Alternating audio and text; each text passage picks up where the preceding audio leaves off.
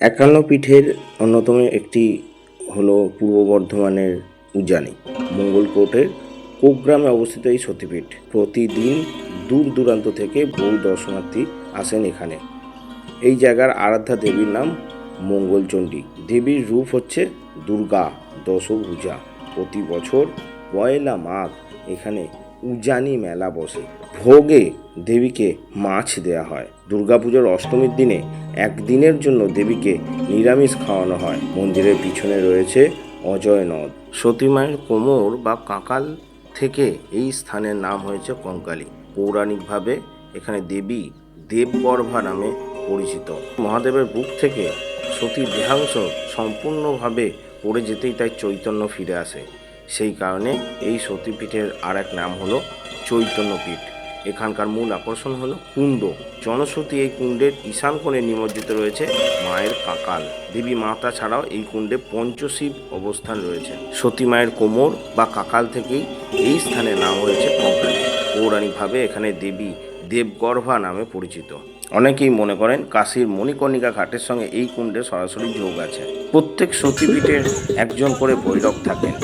এখানেও রুরু ভৈরব মন্দির রয়েছে। রুরু কথার অর্থ হলো আলো। এখানে অধিষ্ঠাত্রী দেবী হলেন রত্নাগর্ভী এবং ভৈরব হলেন রুরু।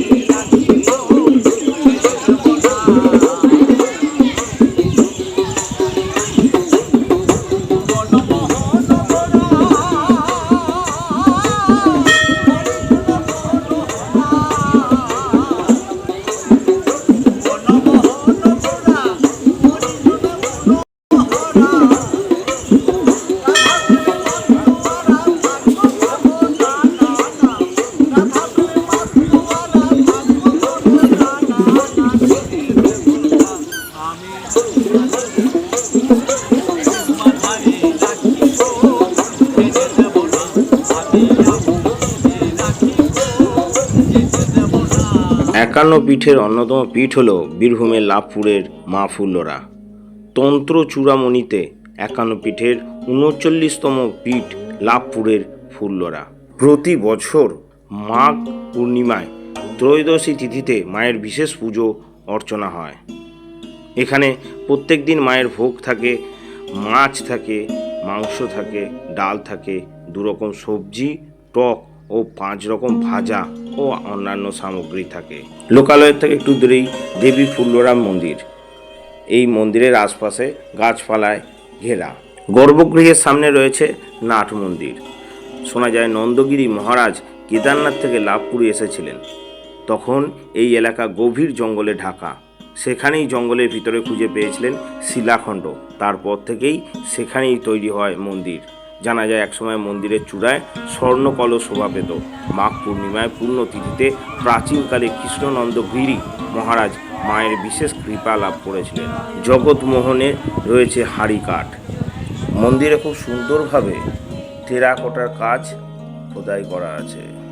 মন্দিরটিতে বেশিরভাগ জায়গায় টেরাকোটার কাজ লক্ষ্য করা যায় এবং বিভিন্ন দেবদেবতা মূর্তি এবং বিভিন্ন ঘটনা এই টেরাকোটা কাজের মধ্যে দিয়ে ফুটিয়ে তোলা হয়েছে। এখানে দেবীর উপরের ঠোঁট এই অংশটি পড়েছিল। ফুল্লরা দেবীর ভৈরব হলেন বিশেষ। এই মন্দিরের পাশে একটি বিরাট পুকুর আছে। কিংবদন্তি অনুসারে রামের দুর্গাপুজোর সময় হনুমান এই পুকুর থেকেই 108টি পদ্ম সংগ্রহ করেছিলেন।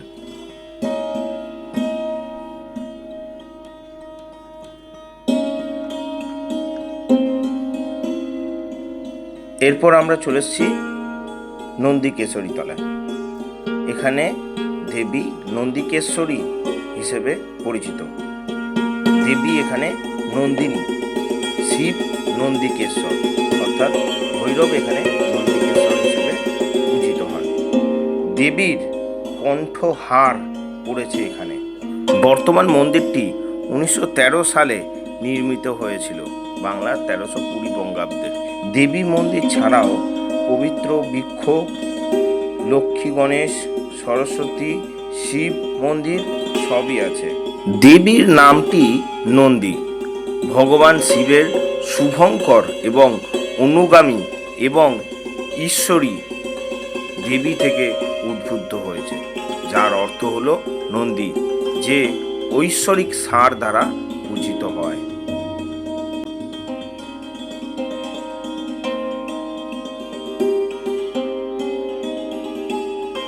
দেবী নলহাটেশ্বরী মন্দির হল 51 সতীপীঠের অন্যতম। বীরভূম জেলার এই অঞ্চলে সতীর কণ্ঠনালী বা গলার নালী পড়েছিল, সেই থেকেই নলহাটিরও নামকরণ হয়েছে। পীঠ নির্ণয়তন্ত্রের মতে চতুশ্চ তারিৎসৎ পীঠ হল বীরভূমের নলহাটি। নল হাটাং নল পাত যোগীশো ভৈরবস্তুথা তত্র সা কালিকা দেবী সর্বসিদ্ধি প্রদায়িকা। সংস্কৃত নলক শব্দের অর্থ নলের মতো লম্বা অস্থি, যার মানে নুলো বা কুনুইয়ের নিম্নভাগ। এখানে সতীর কণ্ঠনালী পতিত হয়েছিল। এখানে দেবীর নাম শেফালিকা ও ভৈরব যোগীশ। মন্দিরে দেবীর কণ্ঠনালী রক্ষিত আছে। মঙ্গলাং শোভনাং শুদ্ধাং নিষ্কলং পরমং কলং নলাটেশ্বরী বিশ্বমাতা চণ্ডিকাং প্রণমঃ। আষাঢ় মাসের শুক্লা নবমী তিথিতে দেবীর বার্ষিক পূজা অনুষ্ঠিত হয়। শিবরাত্রির দিন দেবী ও ভৈরবের মন্দির একসঙ্গে হলুদ সূত্র দ্বারা যোগসূত্র স্থাপিত হয়। ব্রহ্মণী নদীর তীরে অবস্থিত অকালীপুর গ্রাম। এখানে আছে মহারাজ নন্দকুমার প্রতিষ্ঠিত উচ্চকালী মন্দির।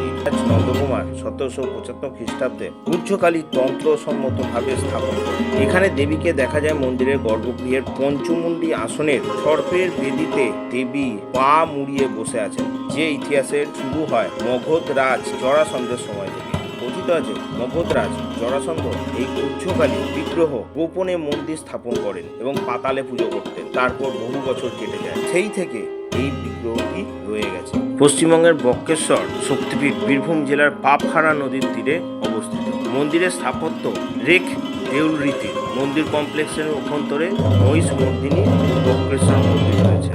এখানে দেবী সতীর ভ্রু যুগলের মধ্যবর্তী অংশ বা তার মন এই অঞ্চলে পতিত হয়েছিল। দেবী এখানে মহিষমর্দিনী, ভৈরব বক্রনাথ বা বক্রেশ্বর। কথিত আছে সত্যযুগে লক্ষ্মী ও নারায়ণের বিয়েতে সুব্রত মুনিকে ইন্দ্র অপমান করেন। রাগে ঋষির দেহ 8 বাঁকে বেঁকে যায়। তিনি অষ্টবক্র ঋষি নামে পরিচিত হন। মহামুনি অষ্টবক্র এখানে শিবের তপস্যা করেন ও পাপহারা নদীতে স্নানের পর পাপমুক্ত হন। তার নামে তাই মহাদেবের নাম এখানে বক্রেশ্বর বা বক্রনাথ। এটি অন্যতম একটি মহাশক্তিপীঠ হিসেবে পরিচিত। এখানে দেবী মহিষমর্দিনী বা মহিষাসুর বধকারী ও ভৈরব বক্রনাথ বা বক্রেশ্বর। দেবী পিতলের মূর্তি ও দশভুজা। পাপহারা নদীতে পাপমুক্ত বলা হয়। পাপহারা নদী পাপমুক্ত বলা হয়। এই নদীতে মহামুনি অষ্টবক্র স্নান করেছেন। এই অঞ্চল বিশেষ করে তার প্রাকৃতিক সৌন্দর্য